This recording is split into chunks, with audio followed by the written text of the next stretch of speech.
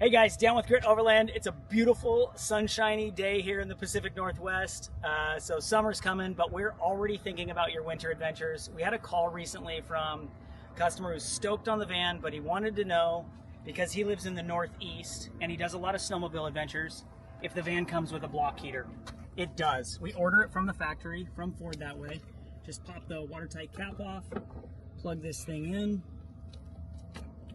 and not only does it come stock with a block heater, you can also warm the block off of our energy system that we install here at the factory.